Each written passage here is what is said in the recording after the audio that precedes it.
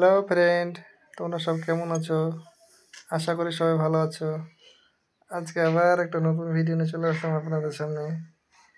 তাহলে electric pipe fitting, সাদা electric pipe কীভাবে ফিটিং করবেন দেখেন পুরো ভিডিওটা।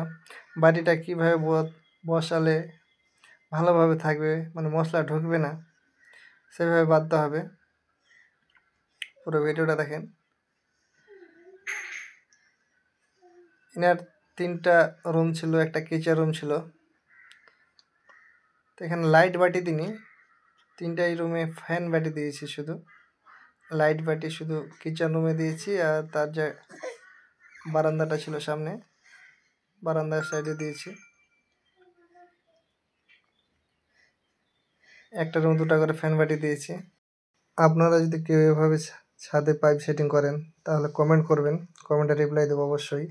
দেখেন বেঁধেছি কীভাবে, এভাবে বাঁধতে হবে, না তো মশলা ঢুকবে ভালোভাবে না বাঁধলে।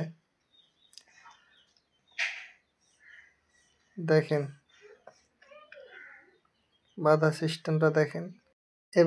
এভাবে যদি বাঁধেন আপনি বাটিগুলা, তাহলে পরে কী হবে, মশলা ঢুকবে না এবং বাটি আপনি তখন ভালোভাবে পরিষ্কার দেখতে পাবেন বা খুঁজে পাবেন। নিচনে কুট দিয়ে দিতে হবে, কার্টুন, তাহলে বাড়িটা খুঁজে পাবেন পরে। দেখেন কিভাবে এখানে 3টা পাইপ।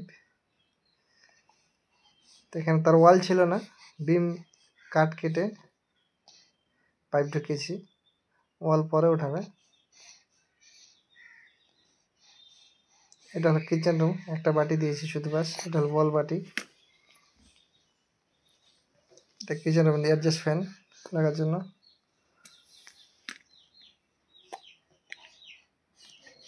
তারপর পুরো ছাদটা দেখো।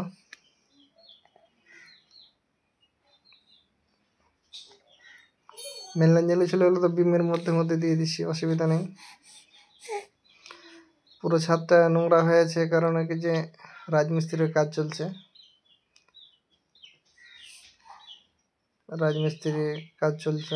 চলার কারণে কাঠটা সব পড়ে আছে ছাদের উপরে।